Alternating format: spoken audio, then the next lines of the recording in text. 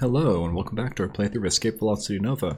So, when we last left off, we had just cemented our role as a quadruple agent, so now we're working for the Rebellion, and we're done switching sides for the time being. And now we are finally working as an intelligence official for the Rebellion, under Geoff Daniels, who is going to give us our marching orders. There you are, says Geoff when you enter. What do you think of our humble station? You mumble something non-committal. That's what I like to see, he laughs good-naturedly. A man who keeps his card close to his chest. He'll do fine working with us in Intel. By the way, you've been assigned the code name Ory'Hara. Don't worry about it meaning anything. The computer just spits them out randomly. From now on, everyone around you will call you by that name to protect your true identity. Also, now that we have you on our books, you will have a small pittance of a salary paid into your account, and you'll get a slight discount at all rebel ports. It's not much, but it's better than nothing. I suppose you want to know about the mission, he asks, smiling. Well, it is a mission to go and meet with the Polaris. Do you think you can handle it, or do you need some time to prepare? It is, after all, a very long journey through pretty hazardous space. I'll be okay. I think I know the route. Excellent, Geoff exclaims. We need someone with the ability to handle themselves in a tight situation, he continues earnestly, as well as being completely trustworthy. You would be surprised how small that list actually is, especially when you factor in availability and the conspicuous nature of most of our ships. You came out near the top of all our list. Really? You came out near the top of all our list. I'm not sure that's proper grammar. And you were the only person to do that in every category. Well, I'm not sure that's really true now, because now I have one of your conspicuous ships. The Polaris have gotten a message to us asking us to send someone to them. They were pretty vague on what the meeting was actually going to be about, but we cannot afford to let slip any chance at gaining another technological edge over the Bureau. When we got the dragons, they were a godsend. Even if it is only to foster better relations with them, we cannot afford not to go a little out of our way to accommodate them. We want you to go to Kalari in the Kalari system, concludes decisively, to find out what the Polaris want. Alright, so this is actually a point at which the Rebel campaign branches, as I mentioned in the last episode. I think we're going to start off with the success branch, so we are going to not mess up the mission after this one. But that actually ends up depriving us of some better technology. But while I was okay with only doing the good technology route in the Polaris campaign, because they recombined and the good route showcased a lot more missions than the bad route, this one never recombines. It affects all the missions afterwards in some way or another, or at least in a way that never recombines together to form a unified storyline. So we're going to end up doing both, but we're just going to do the success one first. We're going to act as though we're a player who just wants to do everything right.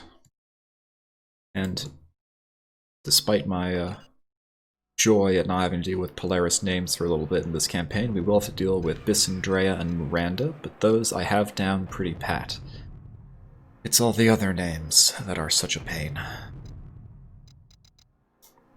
But no matter, we know exactly where Kalari is, and unlike the Bounty Hunter mission, we don't have to search around for it. And this should be relatively easy. Okay.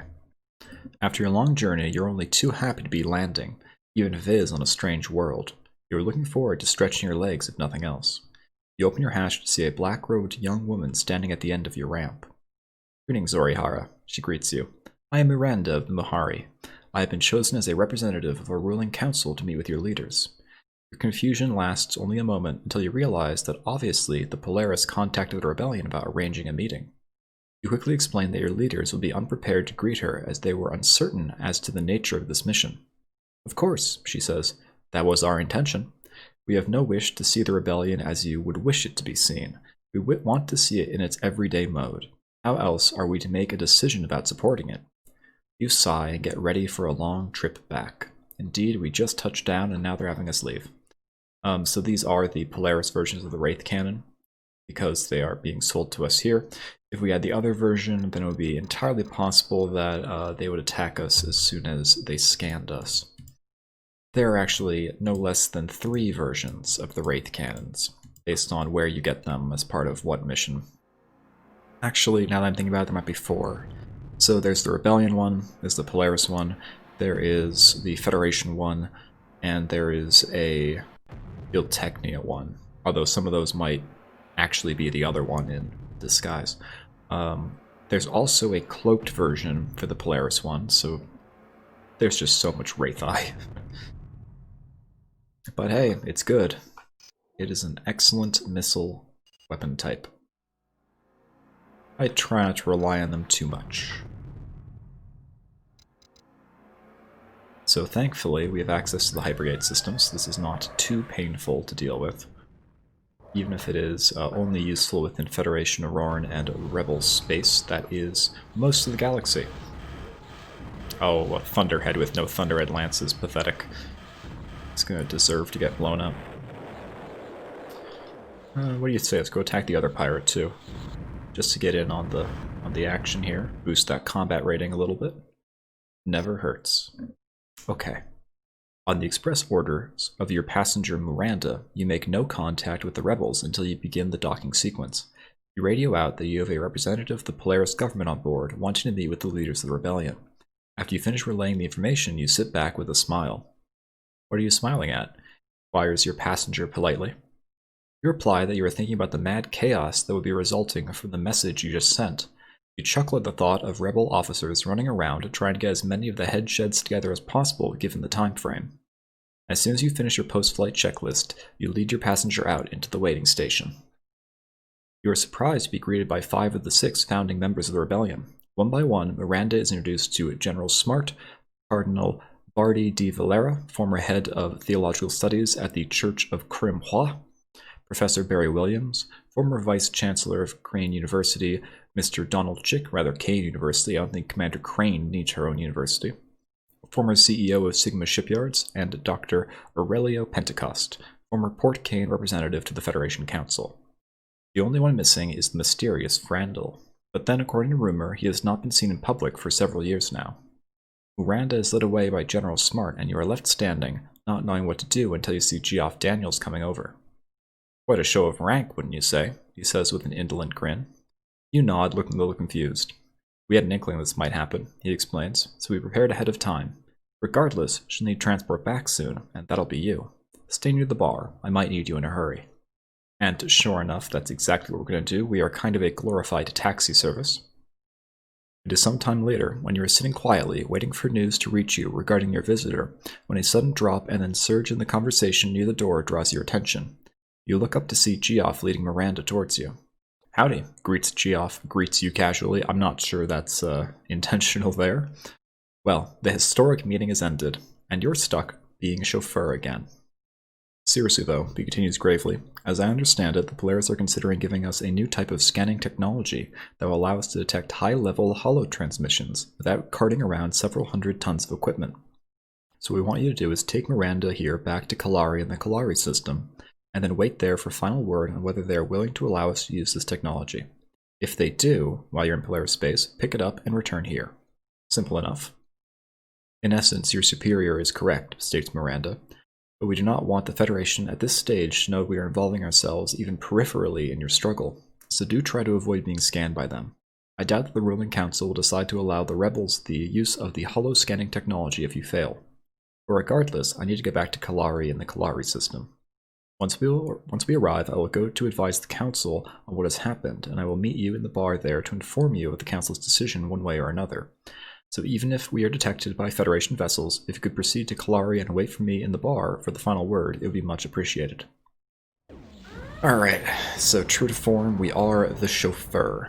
So we could take the very safe route through Wraith space, or we can do what I'm actually going to do and just blast away from the hypergate in the Cania system, because it's far more direct and that the chance of being scanned is relatively low. So as Miranda implies, if we fail, the Polaris will not give us this technology, and that is the alternative route, where you don't get the initial hub for the Polaris, but you do end up getting a whole lot of other benefits, which isn't immediately obvious when you are informed of this mission. So it's a good thing that we already know about it, but we are doing the success route at the moment. Rest assured, we will do both, unlike the Polaris one. But we just have to wait in the system for our energy to recharge. I'm glad I did buy a solar panel. And for those who are curious, yes, between episodes I did do as I said I would, and got those Thunderhead lances in addition to our chain guns. Alright. Now we have energy to get to Kalari. It's a little bit jarring to go from having a Polaris ship with the multi-jump organ back to a standard Starbridge, which jumps one system at a time, but it does give me a little bit more chance to talk and not just read dialogue box after dialogue box. Not that I don't like doing that too in its own way. Thank you, Ory'Hara, says the delighted Miranda. Your help has been much appreciated in this matter.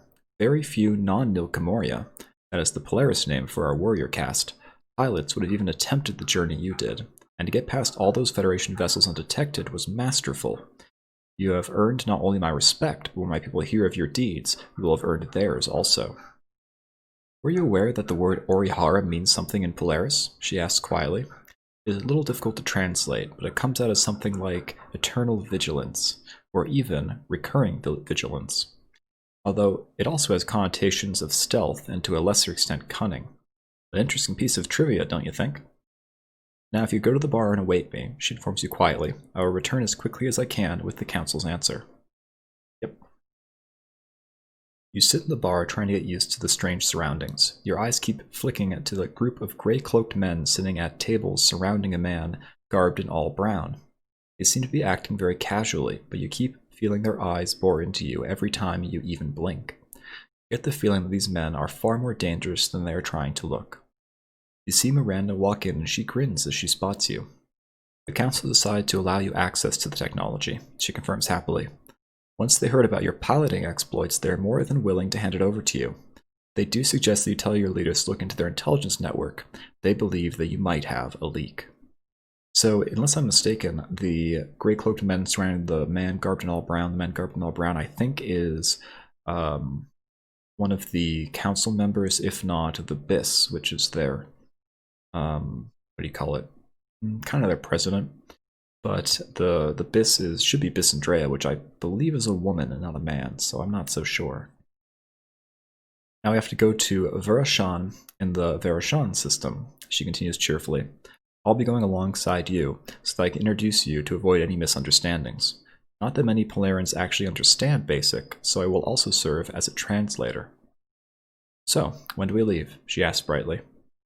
You down the remnants of the almost revoltingly wholesome Polaris drink they serve here, and the pair of you start heading back to your beloved Masilla's Bane. Despite the incredibly advanced Polaris ships around her, possibly because of it, never before has she shone quite so well. You step inside, feeling enormously satisfied. Yes, indeed, it is quite the ship, even if it is non-Polaran. And we could get a dragon. I think we get access to that pretty readily, but I don't know.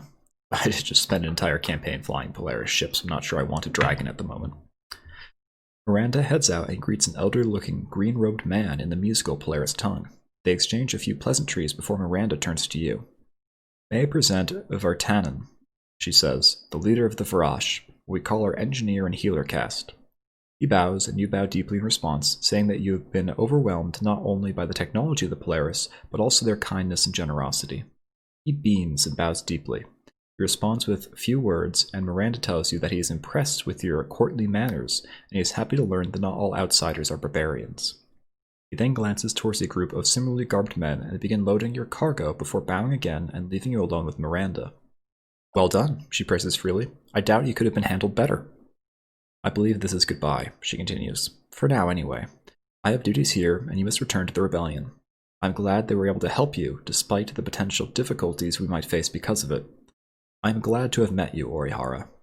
So, just like the Polaris campaign, we do have the name Ory'Hara, which, as she alluded, it means something in their language, recurring or eternal vigilance. If you do the Polaris campaign, you'll learn it actually means a lot more than that. But go check that out if you're curious. Personally, I I wonder if it actually means something in a real language, because it seems a little bit too much like an actual word to just be gibberish. But I could be wrong.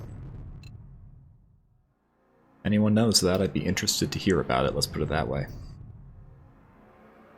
But then again, I also don't think that a lot of the Auroran words like Kalari actually mean anything, so maybe it is just gibberish. Constructed languages were always a something I find interesting. Now, I'm not going to ever devote the time to something like learn Klingon or whatever, but just the fact that they exist, people take the time to create them and learn them and do all the parts of speech and the grammar and the pronunciation. It's really quite remarkable. There is a great YouTuber who does reviews of constructed languages. It's like Jan Measley or something. Either way. Step out of your ship to be greeted by General Smart, Dr. Aurelia Pentecost, and Cardinal Vardi di Valera. Excellent work, Ory'Hara, exclaims General Smart in greeting. This may prove to be a turning point in our battle, agrees Dr. Pentecost. It seems the gods are with us, replies Cardinal de Valera. They have blessed us with the best gift of all, resourceful and devoted people who are prepared to serve whatever extraordinary circumstances arise. You shift uncomfortably under the praise of these men. And don't worry about our intel failure in alerting the Federation to your mission, General Smart informs you sternly. Steps are being carried out to eliminate that threat. We want to thank you for your efforts in liaising with the Polaris, he continues seriously, and to praise your exploits in piloting past the Federation blockade undetected. It is good to know that people like you are on our side, as I would hate to think of what could happen if you weren't. Indeed. After the three rebel leaders depart, you see your superior Geoff walk over to you. You are starting to make a big impression, he says with a cheerful smile. Everybody around here is talking about you, the latest big name in the rebel ranks, and rightly so. Why don't you take a few days R&R, he suggests, clasping you on the shoulder. If anyone has earned it, you have. Keep checking back here, because it won't be too long before I need you again. Oh, and by the way, he suddenly remembers. I don't know if you've noticed, but we have been transferring money into your account as payment. I made sure you got a hefty sum this time around. You deserve it. It's not that hefty a sum, Geoff, but we'll take what we can get. So, what's nice is at this point there are no more branching paths or side missions in the Rebel route. So we don't have to worry about trying to trigger something before we do the next step in something. This is perhaps the only kind of exception. It's not even really a mission. It's a just defend Rebel 2. So you sit quietly sipping your drink when a senior Rebel officer runs in. We just picked up an incoming Federation fleet on long-range scanners, he shouts urgently. I need every ship that is fully functional airborne now, otherwise we stand no chance at all. Good luck. So, similar to the defending Polaris space missions in the Polaris campaign, we get to defend the Rebel station. Now, I'm not sure if this one is actually part of the main storyline and then afterwards becomes routine, but it does in fact become routine after this, and it's just something that occasionally you get to do. It's fun. It really isn't a whole challenge because the Rebel ships are pretty good. The big thing you need to do when fighting the Federation is exhaust their missiles, because once you've exhausted their missiles, they're stuck pretty much exclusively with blasters. And from there you can either outrange them, or you can do some dives if you have maneuvering energy left. The exception that is most apparent was, yeah, one of these, there he is. This destroyer has Auroran outfits. That just means that he has some fusion pulse batteries. So if we get in close with him, you'll see I think he even has turreted fusion pulse batteries. Yeah. Still, no match for overwhelming firepower from the Rebellion. Get rid of this guy. We don't need any Marauders. The destroyers aren't particularly good ships, so it's not surprising that he's not doing so hot. Let's get in close and help out. We can't board it because it is a story ship. I don't know if the same is true about this Rebel Dragon. I guess we'll find out. No, we can definitely board it. Capture? Nope. Not that I would know what to do with it, even if we did. I don't want to fly a dragon. You and your fellow survivors greet each other with gleeful bear hugs and a lot of shouting. After you all celebrate each other's survival, you head off to find the dockmaster to see if you're going to be recompensed for your services. He thanks you heartily when you enter his office and pays you the princely sum of 100,000 credits each. Well, not bad. Alright, so back to the main storyline. As you step once more into this establishment, you notice your supervisor, Geoff Daniels, sitting at a table not too far away, waving in your direction. You walk over and sit down after shaking hands. "Glad you stopped by," he begins with a welcoming smile. "I have something for you. You'll be happy to know that doesn't involve anything as arduous as traveling all the way to Polaris space and back. Now that we have this new Polaris technology," he explains, "we want someone to take it out on a test run to see if it is worth our while to mass produce it, to start putting it in all of our ships. Are you interested in being the guinea pig?" "Sure." "It shouldn't be too hard for someone of your piloting abilities," he asserts confidently. "Just fly around Federation space, landing on planets and stations, until you start getting some anomalous readings. Once you've done that, come back here and we'll get our techs to see if they can understand all the technobabble, and we'll take it from there." He leans back and rubs his tired-looking eyes. "I don't need to remind you," he states languidly, "that we don't want the Federation to become aware of the technology we now have. Otherwise we will lose half the advantage it gives us. So if you stay on the path of their warships, it'd be appreciated by everyone in the intel side of things."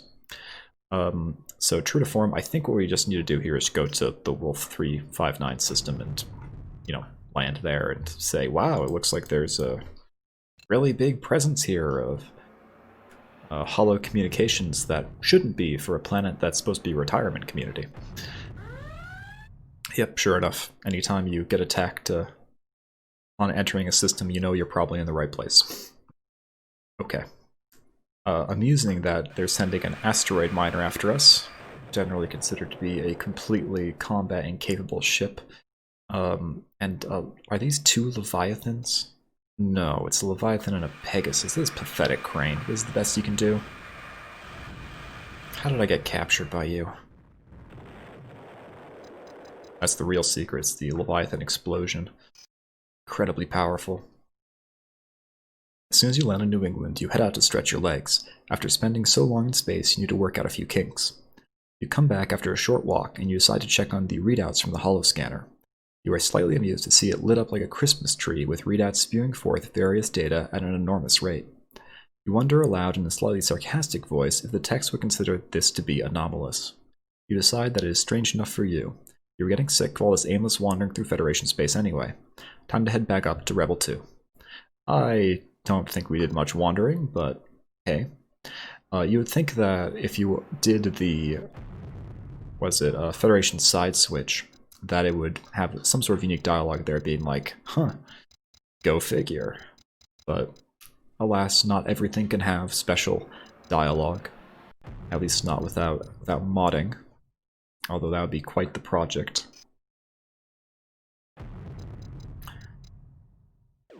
Put it up there with the special dialogue, fixing grammar and spelling, other things like that.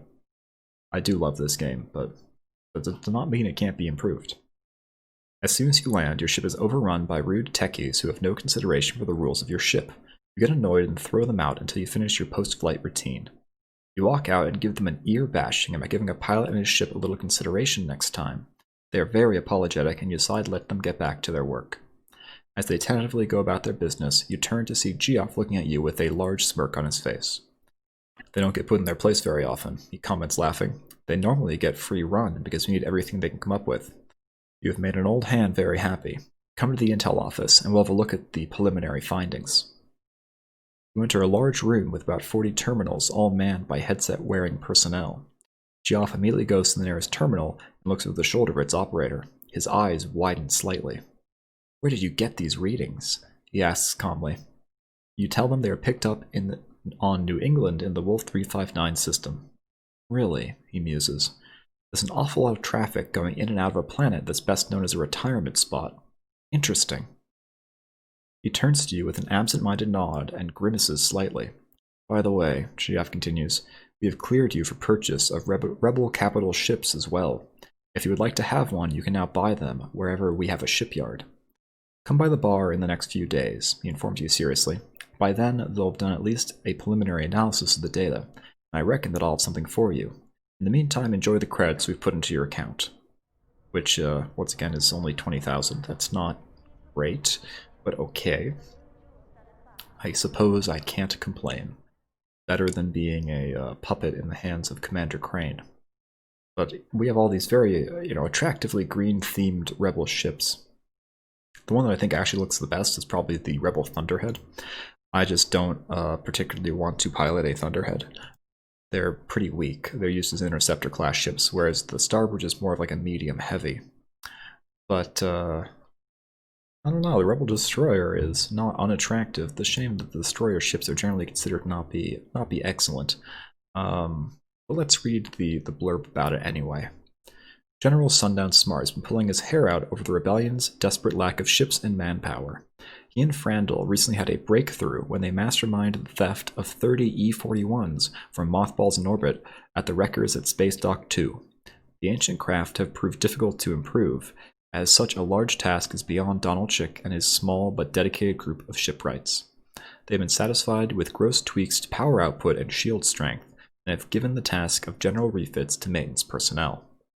Alright, that's actually a pretty good description right there. Either way, let's get back to the story. Ory'Hara, comes the friendly voice of Geoff Daniels when you walk in. Over here. You walk over to him and he pushes out a seat and invites you to sit down after shaking hands. That scanning technology has turned out to be something of a gold mine, he begins with glee. We now know that New England is where Bureau HQ is located. The emissions that caused the machines to light up were, quite simply, the result of the enormous amount of high-level holo traffic going in and out of the system. We have already dispatched someone to the planet to begin scanning and transmissions. We also found that a lot of transmissions were coming from one particular system. He continues seriously. Nurse seconded us, in fact. That's where you come in.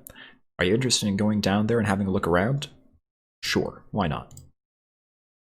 Excellent, he exclaims happily. In reality, it is very simple. We want you to head down there and have a look around. While you're there, land on Space Dock 5 and see what you can find out. Once you've done that, return here for a debrief. Don't spend too much time out there, he warns in a slightly odd tone. I'm getting the feeling that things are starting to come to a head. I believe that we're beginning to stumble onto the edges of something big the Bureau has been putting together for a while. If I'm right, they may not like an outsider nosing around. Take care of yourself out there. Well, things are coming to a head already. It's quite surprising.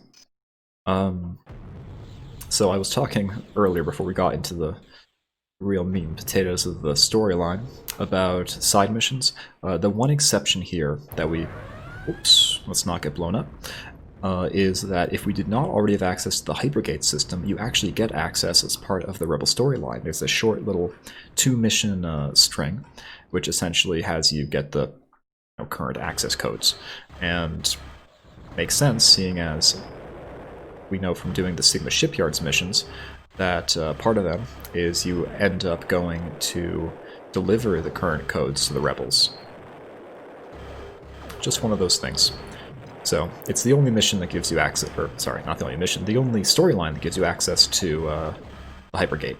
Otherwise, you have to do the Sigma Shipyards missions. Now, I already have access because all the generic pilots do, just as a sanity-saving measure, really. But anyway, it's not particularly interesting dialogue-wise. No much more different than how you get the Sigma Shipyards ones. As you land, you wonder what so many ships are doing in the system. After seeing the level of activity on the station only arouses your curiosity further. They are obviously preparing for something, but what? Eventually you come to a slightly less busy part of the station where you can access an info terminal without being too worried about someone looking over your shoulder. You search for over an hour before you find an order from Admiral Razak.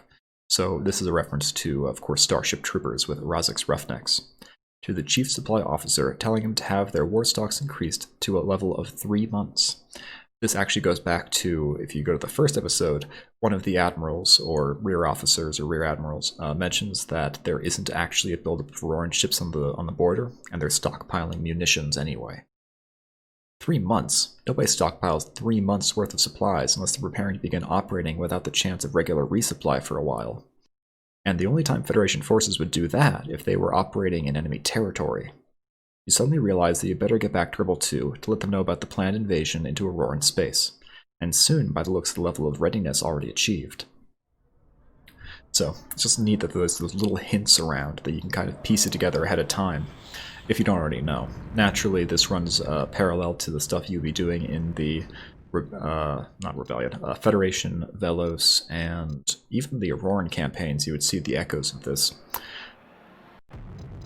It is nice that kind of or continuity between all the storylines, that they're just subtle differences, but they're there. Alright, so we've gone down here just because it was more convenient than going to the Hypergate in Nurse Secundus. So instead we're going to go to the Moash system and use their Hypergate. Also, it's fun. There we go, just a little bit of mashing on the keyboard to get into the Hypergate. We're going to land on Heron, just to top off on our shields. And that way we can also go around to Cania, which hopefully will not have a buildup of troops. Indeed, one ship is hardly a buildup, so I call that a success. Type 2 Valkyrie, not nearly as good as the Type 3. But more food for our combat rating, that's certainly for sure. Oh, that seems like infinitely more fun. Let's go attack.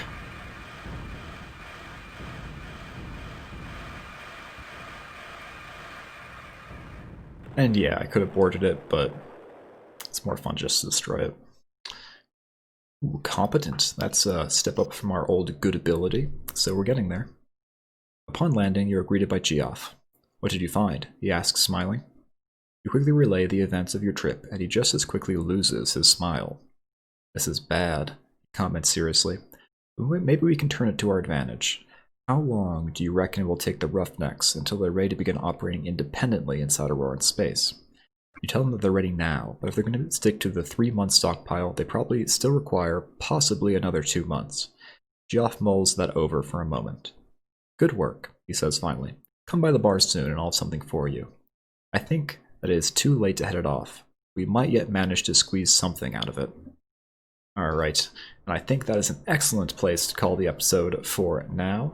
We're just going to take a quick perusal through the outfitting area, because we have been given additional clearance for capital ships, and so I think with that we've also been given clearance to get fighter bays. Not that we're going to, but it's nice to have the option. Alright, but wait, do we have the horizontal booster already? Yeah, we do. Okay. Oh, thank you for joining me. I hope you're enjoying this. This is, once again, the success route of the Rebel storyline, and next time we take a little sojourn into Auroran space, so I hope you'll join me then. If you like something in particular or have any other comments, leave them down below. And no matter what you do, until next time, I hope that you have a good one.